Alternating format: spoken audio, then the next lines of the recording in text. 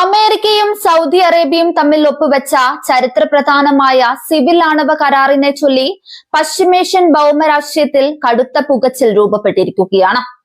കരാർ ഒപ്പുവെച്ചതിന് തൊട്ടു പിന്നാലെ സൗദി അറേബ്യ ഇസ്രയേലുമായി നയതന്ത്ര ബന്ധം സാധാരണ നിലയിലാക്കിയാൽ മാത്രമേ ഈ ആണവ കരാറുമായി മുന്നോട്ടു പോകൂ എന്ന് US പ്രസിഡന്റ് ഡൊണാൾഡ് ട്രംപ് പരസ്യമായി പ്രഖ്യാപിച്ചതാണ് പുതിയ നയതന്ത്ര കൊടുങ്കാറ്റിന് തുടക്കമിട്ടത്. ഇരു രാജ്യങ്ങളിലെയും ഉന്നത ഉദ്യോഗസ്ഥർ തമ്മിൽ കരാറിൽ ഒപ്പുവെച്ചതിന് ശേഷം മാത്രമാണ് ട്രംപ് ഇത്തരമൊരു കടുത്തുപാധി മുന്നോട്ട് വെച്ചത് എന്നത് അന്താരാഷ്ട്ര സമൂഹത്തെ ഒന്നടങ്കം ഞെട്ടിച്ചിട്ടുണ്ട്. കരാറിന്റെ ഔദ്യോഗിക ചട്ടക്കൂടുകളിൽ ഉൾപ്പെടാത്ത പുതിയ നിബന്ധന ട്രംപ് പ്രഖ്യാപിച്ചതോടെ പശ്ചിമേഷ്യയിലെ ഏറ്റവും പ്രധാനപ്പെട്ട രണ്ട് ശക്തികളായ അമേരിക്കയും സൗദിയും തമ്മിലുള്ള നയതന്ത്ര ബന്ധത്തിൽ വലിയൊരു അനിശ്ചിതത്വം ഉടലെടുത്തിരിക്കുകയാണ്. ഏറ്റവും രസകരമായ വസ്തുത, ഈ പുതിയ നിബന്ധന താൻ പരസ്യമായി പ്രഖ്യാപിച്ചതിന് ശേഷം ട്രംപ് സൗദി അറേബ്യൻ കിരീടാവകാശി മുഹമ്മദ് ബിൻ സൽമാൻ രാജകുമാരനുമായി സംസാരിച്ചിട്ട് പോലുമില്ലെന്ന് വൈറ്റ് ഹൌസ് തന്നെ സ്ഥിരീകരിച്ചിട്ടുണ്ട് എന്നതാണ്. കരാറുമായി ബന്ധപ്പെട്ട് മുൻപ് പുറത്തിറക്കിയ ഔദ്യോഗിക പ്രസ്താവനകളിൽ എവിടെയും ഇസ്രയേലിനെ കുറിച്ചോ എബ്രഹാം ഉടമ്പടിയെ കുറിച്ചോ പരാമർശിച്ചിരുന്നില്ല എന്നതും ശ്രദ്ധേയമാണ്. ഇരു രാജ്യങ്ങളുടെയും ഔദ്യോഗിക പ്രസ്താവനകളിൽ പൂർണ്ണമായും ഒഴിവാക്കപ്പെട്ട ഒരു വിഷയം കരാർ ഒപ്പുവെച്ച ശേഷം പെട്ടെന്ന് പ്രസിഡന്റ് ട്രംപ് ഒരു പ്രധാന ഉപാധിയായി ഉയർത്തിക്കാട്ടിയതാണ് നയതന്ത്ര ലോകത്തെ അത്ഭുതപ്പെടുത്തുന്നത്. ഇത് യഥാർത്ഥത്തിൽ ഇരു രാജ്യങ്ങളും തമ്മിൽ ചർച്ച ചെയ്ത് ധാരണയിലെത്തിയ കാര്യമാണോ അതോ ഡൊണാൾഡ് ട്രംപിന്റെ ഏകപക്ഷീയമായ പ്രഖ്യാപനം മാത്രമാണോ എന്ന ചോദ്യമാണ് ഇപ്പോൾ അന്താരാഷ്ട്ര മാധ്യമങ്ങൾ പ്രധാനമായും ഉന്നയിക്കുന്നത്. പൊതുജനങ്ങൾക്ക് മുൻപിൽ ഇതുവരെ പൂർണ്ണമായി വെളിപ്പെടുത്താത്ത ഈ ആണവ കരാർ സാങ്കേതികവും സുരക്ഷാപരവുമായ മറ്റ് നിരവധി ചോദ്യങ്ങളും ഉയർത്തുന്നുണ്ട്. അന്താരാഷ്ട്ര ആണവോർജ ഏജൻസിയുടെ കർശനമായ അഡീഷണൽ പ്രോട്ടോകോൾ ഈ കരാറിന്റെ ഭാഗമാക്കാൻ നിഷ്കർഷിച്ചിട്ടില്ലെന്ന റിപ്പോർട്ടുകളാണ് അന്താരാഷ്ട്ര തലത്തിൽ വലിയ ആശങ്കയുയർത്തുന്നത്. IAEAയുടെ കർശന പരിശോധനകൾ ഒഴിവാക്കപ്പെടാൻ സാധ്യതയുണ്ടെന്ന വിവരം ആണവ വ്യാപന വിരുദ്ധ പ്രവർത്തകർക്കിടയിലും സുരക്ഷാ വിദഗ്ധർക്കിടയിലും വലിയ ഞെട്ടലുണ്ടാക്കിയിട്ടുണ്ട്.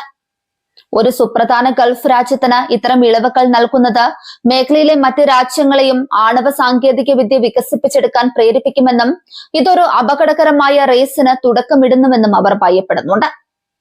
അതിനേക്കാൾ ഉപരിയായി കരാറിലെ യുറേനിയം സമ്പുഷ്ടീകരണവുമായി ബന്ധപ്പെട്ട റിപ്പോർട്ടുകളാണ് വലിയ വൈരുദ്ധ്യങ്ങൾ പുറത്തെത്തിച്ചിരിക്കുന്നത്. ഒരു പ്രാഥമിക പഠനത്തിന് ശേഷം സൗദി മണ്ണിൽ അമേരിക്കൻ സാങ്കേതിക വിദ്യ ഉപയോഗിച്ച് ഒരു യുറേനിയം സമ്പുഷ്ടീകരണ കേന്ദ്രം നിർമ്മിക്കാൻ കരാർ അനുമതി നൽകിയേക്കുമെന്നാണ് പുറത്തുവരുന്ന വിവരങ്ങൾ സൂചിപ്പിക്കുന്നത്. സൗദിയിൽ ഒരു കാരണവശാലും യുറേനിയം സമ്പുഷ്ടീകരണം അനുവദിക്കില്ലെന്ന ട്രംപിന്റെ മുൻ നിലപാടിന് തികച്ചും വിരുദ്ധമാണ് ഇപ്പോൾ കരാറിൽ ഉൾപ്പെടുത്തിയിരിക്കുന്നു എന്ന് പറയപ്പെടുന്ന ഈ അവസ്ഥ. സൗദി അറേബ്യ തങ്ങളുടെ മണ്ണിൽ യുറേനിയം സ്വന്തമായി സമ്പുഷ്ടീകരിക്കില്ലെന്ന് താൻ ഉറപ്പാക്കുമെന്ന് ട്രംപ് പലപ്പോഴും പരസ്യമായി വാദിച്ച കാര്യമാണ്.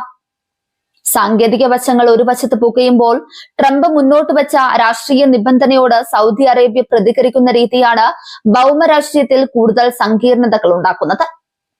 ഇസ്രയേലുമായി നയതന്ത്ര ബന്ധം പുനഃസ്ഥാപിക്കണമെങ്കിൽ സ്വതന്ത്രവും പരമാധികാരമുള്ളതുമായ ഒരു ഫലസ്തീൻ രാഷ്ട്രം സ്ഥാപിക്കുന്നതിനുള്ള വ്യക്തവും വിശ്വസനീയവുമായ വഴി തെളിയണമെന്ന് റിയാദ് കാലങ്ങളായി കർശനമായി ആവശ്യപ്പെടുന്നുണ്ട്. എന്നാൽ സൗദി അറേബ്യയുടെ ഈ അടിസ്ഥാന ആവശ്യത്തെ തികച്ചും നിരാകരിക്കുന്ന നിലപാടാണ് ഇസ്രയേൽ പ്രധാനമന്ത്രി ബെഞ്ചമിൻ നെതന്യാഹു സ്വീകരിച്ചിരിക്കുന്നത്. ഒരു കാരണവശാലും ഫലസ്തീൻ രാഷ്ട്ര രൂപീകരണത്തെ അംഗീകരിക്കില്ലെന്ന് നെതന്യാഹുവും അദ്ദേഹത്തിന്റെ തീവ്ര വലതുപക്ഷ സർക്കാരും ആവർത്തിച്ചു വ്യക്തമാക്കിയിട്ടുണ്ട്. ഇതോടെ ഡൊണാൾഡ് ട്രംപ് മുന്നോട്ട് വെച്ച ഇസ്രയേൽ അനുകൂല നിബന്ധനയും സൗദിയുടെ ഫലസ്തീൻ നയവും തമ്മിൽ യാതൊരു തരത്തിലും കൂട്ടിച്ചേർക്കാൻ പറ്റാത്ത വിധം കൂട്ടിയിടിക്കുകയാണ്. സൗദി തങ്ങളുടെ നിലപാടിൽ നിന്ന് പിന്നോട്ടു പോകാത്ത പക്ഷവും നെതന്യാഹു ഫലസ്തീൻ വിഷയം അംഗീകരിക്കാത്ത പക്ഷവും ട്രംപിന്റെ പുതിയ നിബന്ധന പാലിക്കാൻ സൗദിക്ക് സാധിക്കില്ല. അമേരിക്കൻ കോൺഗ്രസിന്റെ കർശനമായ പരിശോധനയിലേക്കാണ് ഈ വിവാദ ആണവ കരാർ ഇപ്പോൾ നീങ്ങുന്നത്. ജനാധിപത്യ റിപ്പബ്ലിക്കൻ പാർട്ടികളിലെ ഭൂരിഭാഗം ജനപ്രതിനിധികളും സൗദിക്ക് ആണവ സാങ്കേതിക വിദ്യ നൽകുന്നതിനെതിരെ കടുത്ത സംശയങ്ങൾ വെച്ച് പുലർത്തുന്നവരാണ്. കരാറിന്റെ വെളിപ്പെടുത്താത്ത മുഴുവൻ വിവരങ്ങളും സഭയ്ക്ക് മുന്നിൽ ഹാജരാക്കണമെന്ന് അമേരിക്കൻ നിയമനിർമ്മാതാക്കൾ ആവശ്യപ്പെട്ടു കഴിഞ്ഞു. ഭരണകൂടം എന്താണ് യഥാർത്ഥത്തിൽ ഒപ്പുവെച്ചതെന്നും സൗദിക്ക് എന്തൊക്കെ വാഗ്ദാനങ്ങളാണ് നൽകിയതെന്നും വ്യക്തമാക്കണമെന്ന് അവർ വാദിക്കുന്നുണ്ട്. യഥാർത്ഥത്തിൽ ഒപ്പുവെച്ച കരാർ എന്താണെന്നും ട്രംപ് പിന്നീട് മുന്നോട്ട് വെച്ച ഈ കടുത്ത ഉപാധി സൗദി അറേബ്യ എന്നെങ്കിലും അംഗീകരിച്ചിട്ടുണ്ടോ എന്നതിനെ കുറിച്ചും ഇപ്പോൾ യാതൊരു വ്യക്തതയുമില്ല. റിയാദ് ഇത്തരമൊരു ഉപാധി അംഗീകരിച്ചിട്ടില്ലെങ്കിൽ ട്രംപ് കരാർ നടപ്പിലാക്കുന്നത് തടയുകയാണോ അതോ സൗദിയെ പരസ്യമായി സമ്മർദ്ദത്തിലാക്കാൻ ശ്രമിക്കുകയാണോ എന്ന ചോദ്യവും ഉയരുന്നുണ്ട്. മിഡിൽ ഈസ്റ്റിൽ തങ്ങളുടെ വിദേശ നയവിജയം ആഘോഷിക്കാനുള്ള ട്രംപിന്റെ തിടുക്കമാണ് ഇത്തരമൊരു പരസ്യ പ്രഖ്യാപനത്തിന് പിന്നിലെന്നാണ് രാഷ്ട്രീയ നിരീക്ഷകർ വിലയിരുത്തുന്നത്. സൗദിയും ഇസ്രയേലും തമ്മിൽ നയതന്ത്ര ബന്ധം സ്ഥാപിക്കുന്നത് തനിക്ക് ലഭിക്കുന്ന വലിയൊരു രാഷ്ട്രീയ നേട്ടമായി ഉയർത്തിക്കാട്ടാൻ ട്രംപ് ആഗ്രഹിക്കുന്നുണ്ട്. മിഡിൽ ഈസ്റ്റിലെ പ്രാദേശിക സന്തുലിതാവസ്ഥയെ തന്നെ ബാധിക്കുന്ന ഒന്നാണ് സൗദിയുടെ ആണവ സ്വപ്നങ്ങൾ. ഇറാന്റെ ആണവ പദ്ധതിയെ പ്രതിരോധിക്കാനും സാങ്കേതികമായി തങ്ങൾക്കൊപ്പം നിൽക്കാനും സൗദിയും ആണവശേഷി കൈവരിക്കണമെന്ന് ആഗ്രഹിക്കുന്നുണ്ട്. അമേരിക്കൻ പിന്തുണയോടെ ഒരു ആണവ നിലയം സ്ഥാപിക്കുക വഴി തങ്ങളുടെ ഊർജ്ജ മേഖല വിപുലീകരിക്കാനും സുരക്ഷ വർദ്ധിപ്പിക്കാനും റിയാദ് കണക്ക് കൂട്ടുന്നു. എന്നാൽ അമേരിക്ക ആവശ്യപ്പെടുന്ന രീതിയിൽ ഇസ്രയേലുമായി പെട്ടെന്നൊപ്പം കരാറിലെത്താൻ സൗദി അറേബ്യയ്ക്ക് സാധിക്കില്ല. ഗൾഫ് മേഖലയിലെയും മുസ്ലിം ലോകത്തെയും പ്രബല ശക്തിയായ സൗദി അറേബ്യയ്ക്ക് ഫലസ്തീൻ വിഷയത്തിൽ പെട്ടെന്നൊരു നിലപാട് മാറ്റവും സാധ്യമല്ല. സൗദി അറേബ്യയെ സംബന്ധിച്ചിടത്തോളം അമേരിക്കയുമായുള്ള സിവിൽ ആണവ കരാർ അങ്ങേയറ്റം തന്ത്രപ്രധാനമാണ്. എണ്ണയെ മാത്രം ആശ്രയിക്കുന്ന സമ്പദ് വ്യവസ്ഥ മാറ്റിയെഴുതാനുള്ള വിഷൻ 2013 പദ്ധതിയുടെ ഭാഗമായി ആണവോർജ്ജം വികസിപ്പിക്കാൻ സൗദി ലക്ഷ്യമിടുന്നുണ്ട്. തങ്ങൾക്ക് അനുകൂലമായ കരാർ അമേരിക്ക നൽകിയില്ലെങ്കിൽ റഷ്യയോ ചൈനയോ ആണവ സാങ്കേതിക വിദ്യയ്ക്കായി സമീപിക്കുമെന്ന സൂചനയും മുൻപ് സൗദി നൽകിയിരുന്നു. ചൈന പശ്ചിമേഷ്യയിൽ സ്വാധീനം ഉറപ്പിക്കുന്ന ഈ കാലഘട്ടത്തിൽ സൗദിയെ കൈവിടാൻ അമേരിക്കയ്ക്കും കഴിയില്ല. പക്ഷേ ആണവ സാങ്കേതിക വിദ്യ നൽകുന്നതിന് പകരമായി ഇസ്രയേൽ ബന്ധം കൂട്ടിച്ചേർത്ത ട്രംപിന്റെ നീക്കം അമേരിക്കയുടെ തന്ത്രപ്രധാനമായ ലക്ഷ്യങ്ങൾക്ക് തിരിച്ചടിയായി മാറിയിട്ടുണ്ട്. ഇസ്രയേൽ രാഷ്ട്രീയത്തിലും ട്രംപിന്റെ പ്രഖ്യാപനം വലിയ ചർച്ചയായി. സൗദി അറേബ്യയുമായി ബന്ധം സ്ഥാപിക്കുന്നതിന് ഇസ്രയേലിന് വലിയൊരു നേട്ടമാണെങ്കിലും സൗദിയുടെ മണ്ണിൽ ആണവ സാങ്കേതിക വിദ്യയോ സമ്പുഷ്ടീകരണ ശേഷിയോ വരുന്നത് ഇസ്രയേൽ പ്രതിരോധ വൃത്തങ്ങൾ ആശങ്കയോടെയാണ് കാണുന്നത്.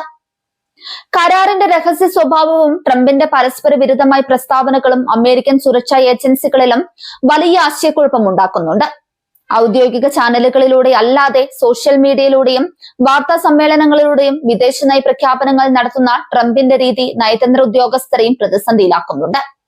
സൗദി ഭരണകൂടം നിലവിൽ വളരെ ജാഗ്രതയോടെയുള്ള സമീപനമാണ് ഈ വിഷയത്തിൽ സ്വീകരിച്ചിരിക്കുന്നത്. ട്രംപിന്റെ പ്രസ്താവനയോട് ഔദ്യോഗികമായി രൂക്ഷമായി പ്രതികരിക്കാതെ കാര്യങ്ങൾ നിരീക്ഷിക്കുക എന്നതാണ് റിയാദിന്റെ ശൈലി. കോൺഗ്രസിന്റെ അംഗീകാരം ലഭിച്ചാൽ മാത്രമേ ഈ ആണവ കരാറിന് നിയമസാധുത ലഭിക്കൂ. ഡെമോക്രാറ്റിക് പാർട്ടിക്കാർ ഭൂരിപക്ഷമുള്ള സഭകളിലോ അല്ലെങ്കിൽ ശക്തമായ എതിർപ്പുള്ള സമിതികളിലോ ഈ കരാർ കടുത്ത പ്രതിസന്ധിയെ നേരിടേണ്ടി വരും.